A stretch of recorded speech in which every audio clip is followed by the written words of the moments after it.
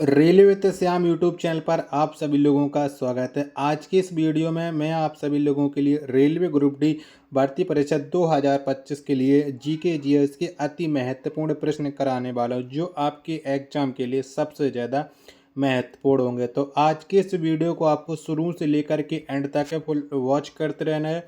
Video अगर आपको पसंद आती है तो प्लीज़ आप लोग इस वीडियो को लाइक और चैनल को आप लोग सब्सक्राइब करना बिल्कुल ना भूल। और कमेंट बॉक्स में आपको अपना स्कोर जरूर बताना है कि आपने कितने प्रश्न सही किए और ये वीडियो आपको कैसी लगी है। तो चलिएगा फिर शुरू करते हैं आज का अपना ये जीके जीएस के अति महत्वपूर्ण प्रश्नों का प्रैक्टिस सेट है, जो आपके एग्जाम के लिए सबसे ज़्यादा महत्वपूर्ण होने वाला है।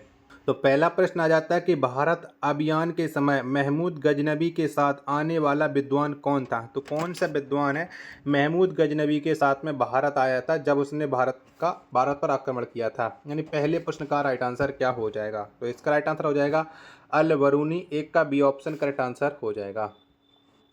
चलिए अगला प्रश्न आ जाता है प्रश्न संख्या 2 की व्हाइट हाउस क्या है। तो बताओ क्या है व्हाइट हाउस। प्रश्न संख्या 2 का आंसर आपको देना है कि 2 का राइट आंसर क्या हो जाएगा।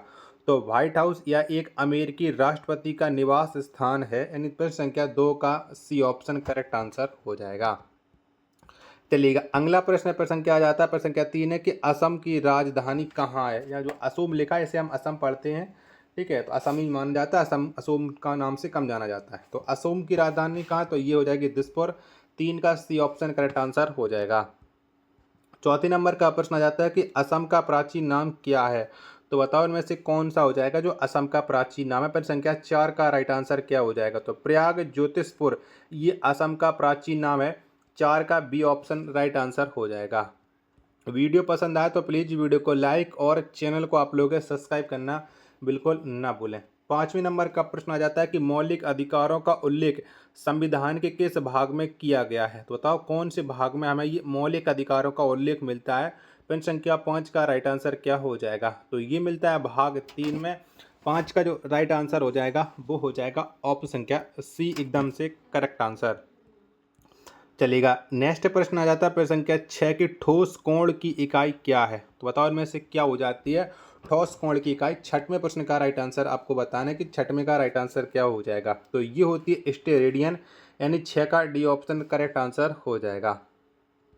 चलेगा अगला प्रश्न संख्या 7 आ जाता है कि राज्य की नीति निर्देशक सिद्धांत को किस देश के संविधान से लिया गया है। तो बताओ कौन से देश के संविधान से इन्हें लिया गया है। 7वें प्रश्न का आंसर आपको देना है। तो ये लिए गए आयरलैंड के संविधान से राज्य के नीति निर्देशक सिद्धांत। प्रश्न संख्या 7 का बी ऑप्शन एकदम इसका राइट आंसर हो जाएगा। अगला प्रश्न आ जाता है प्रश्न संख्या 8 है राष्ट्रीय विकास परिषद की अध्यक्षता कौन करता है। तो बताओ किसके द्वारा ये राष्ट्रीय विकास परिषद की अध्यक्षता की जाती है। 8वें प्रश्न का आंसर आपको देना है कि 8 का राइट आंसर क्या हो जाएगा। तो ये अध्यक्षता की जाती है प्रधानमंत्री के द्वारा। 8 का बी ऑप्शन राइट आंसर हो जाएगा। नेक्स्ट प्रश्न आ जाता है प्रश्न संख्या 9 कि मीनाक्षी का मंदिर कहाँ पर स्थित है। तो फटाफट से बताइए कि मीनाक्षी मंदिर है वो कहाँ पर स्थित है। तो मीनाक्षी मंदिर ये मदुरई में स्थित है। यानी 9वें प्रश्न का सी ऑप्शन करेक्ट आंसर हो जाएगा। अगला प्रश्न आ जाता है प्रश्न संख्या 10 है कराची जनजाति किस राज्य की निवासी है। तो बताओ ये कचारी जनजाति है वो कौन से राज्य में निवास करती है। यानी प्रश्न संख्या 10 का राइट आंसर क्या हो जाएगा। तो कचारी जनजाति ये असम में निवास करती है। यानी 10वें प्रश्न का डी ऑप्शन करेक्ट आंसर हो जाएगा। नेक्स्ट प्रश्न आ जाता है प्रश्न संख्या 11 की बीबी का मकबरा किसका कब्र है। तो बताओ बीबी के मकबरे में किसकी कब्र है, कौन से शासक की पत्नी की है किसकी माता की है। 11 का आंसर आपको देना है। तो बीबी का मकबरा ये औरंगजेब की पत्नी की कब्र हो जाती है। 11 का ए ऑप्शन राइट आंसर हो जाएगा। चलिएगा अगला प्रश्न आ जाता है प्रश्न संख्या 12 कि प्राचीन ओलंपिक खेल का आयोजन सर्वप्रथम कहाँ पर हुआ था। तो बताओ सबसे पहले प्राचीन ओलंपिक खेलों का आयोजन कहाँ पर किया गया था। प्रश्न संख्या 12 का आंसर आपको देना है। तो ये आयोजन किया गया था ग्रीस में। 12 का डी ऑप्शन राइट आंसर हो जाएगा।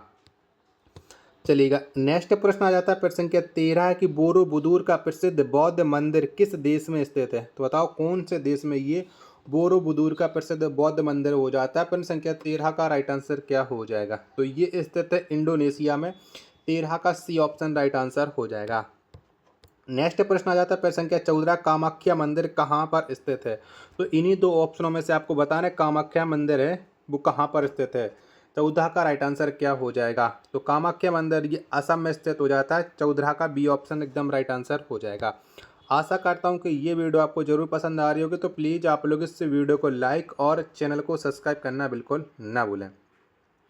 प्रश्न संख्या 15 आ जाता है आपके सामने कि अजंता की गुफा कहाँ पर स्थित है, यानी कौन से राज्य में अजंता की गुफाएं हैं। 15वें प्रश्न का आंसर आपको देना है। तो अजंता की गुफा ये महाराष्ट्र राज्य में स्थित है। 15 का बी ऑप्शन एकदम करेक्ट आंसर हो जाएगा। नेक्स्ट प्रश्न है, प्रश्न संख्या 16 आ जाता है, भारत द्वारा प्रक्षेपित प्रथम उपग्रह कौन है? तो बताओ इनमें से कौन सा उपग्रह जो भारत के द्वारा छोड़ा गया था? प्रश्न संख्या 16 का राइट आंसर क्या हो जाएगा? तो ये उपग्रह हो जाता Aryabhata, B option right answer हो जाएगा।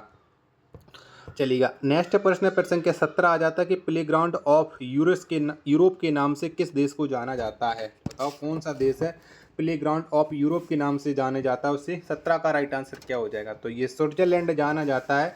17 का डी ऑप्शन करेक्ट आंसर हो जाएगा। चलिएगा अगला प्रश्न प्रश्न संख्या 18 आ जाता, अमेरिकी स्वतंत्रता संग्राम का नेतृत्व किसने किया था? तो बताओ इनमें से किसके द्वारा अमेरिका का जो स्वतंत्रता संग्राम चला था उसका उन्होंने नेतृत्व किया था? 18वें प्रश्न का राइट आंसर क्या हो जाएगा? तो ये नेतृत्व किया गया था जॉर्ज वाशिंगटन के द्वारा। 18 का ए ऑप्शन करेक्ट आंसर हो जाएगा। चलिएगा अगला प्रश्न प्रश्न संख्या 19 आ जाता है कि भारत का सबसे बड़ा जलप्रपात जोग या गरसोप्पा कर्नाटक में किस नदी पर स्थित है?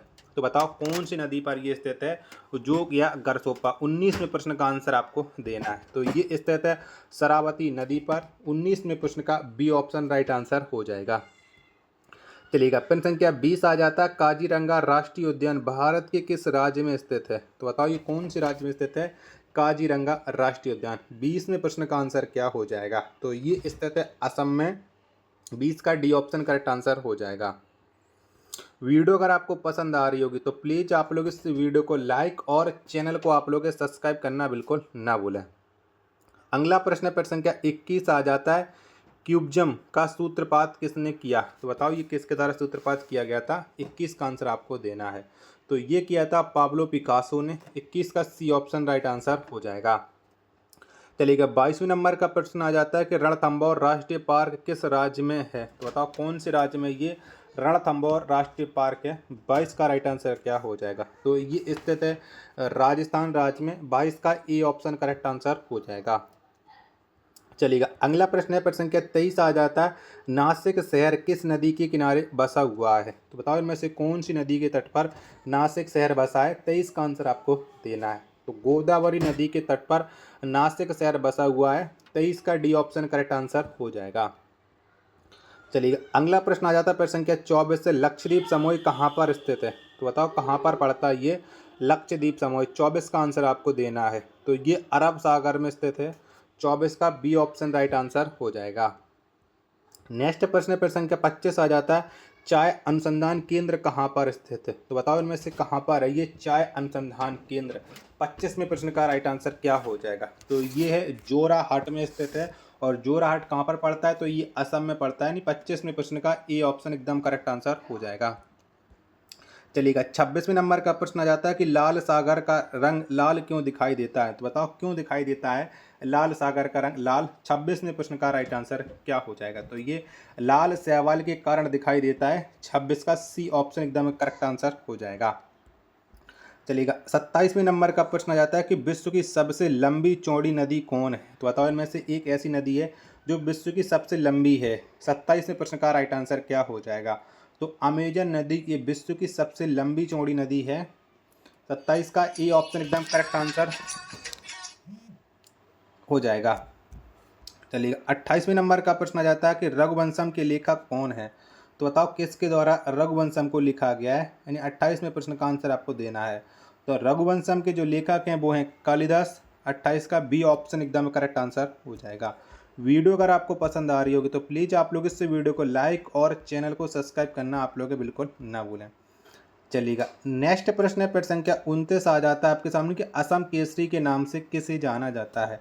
तो कौन सा व्यक्ति है जो असम केसरी के नाम से उसे जाना जाता है? 27 का आंसर आपको देना है कि 27 का राइट आंसर क्या हो जाएगा? फटाफट से आप लोग 27 का आंसर बताओ कि 29 का राइट आंसर क्या हो जाएगा? तो असम केसरी के नाम से ये अंबिका गिरी राय चौधरी को जाना जाता है? 29 का ए ऑप्शन एकदम करेक्ट आंसर हो जाएगा। प्रश्न संख्या 30 आ जाता है कि भारत का नेपोलियन किसे कहा जाता है? तो बताओ इनमें से कौन से व्यक्ति को भारत के नेपोलियन के नाम से जाना जाता है? तो समुद्रगुप्त को भारत के नेपोलियन के नाम से जाना जाता है। 30वें प्रश्न का सी ऑप्शन राइट आंसर हो जाएगा। चलिएगा अगला प्रश्न संख्या 31 आ जाता है कि सोना का आपेक्षिक घनत्व कितना होता है? तो बताओ इनमें से कितना होता है? तो सोना का जो आपेक्षिक घनत्व होता है ये 19.30 होता है, यानी 31वें प्रश्न का सी ऑप्शन करेक्ट आंसर हो जाएगा। चलिएगा नेक्स्ट प्रश्न संख्या 32 आ जाता है कि डायनामो का आर्मेचर किसका बना होता है? तो बताओ ये किसका बना होता है? 32वें प्रश्न का आंसर आपको देना है।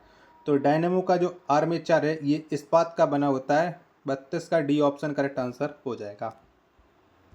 नेक्स्ट प्रश्न संख्या 33 से गेटवे ऑफ इंडिया की स्थापना किस वर्ष की गई थी? तो बताओ कब हुई थी गेटवे ऑफ इंडिया की स्थापना? 33वें प्रश्न का आंसर आपको देना है। तो ये स्थापना 1911 में हुई थी।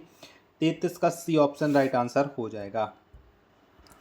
34वें नंबर का प्रश्न आ जाता है कि पानीपत का तृतीय युद्ध कब लड़ा गया? तो बताओ कब हुआ था पानीपत का तृतीय युद्ध? 34वें प्रश्न का राइट आंसर क्या हो जाएगा? तो 1761 में पानीपत का युद्ध लड़ा गया था।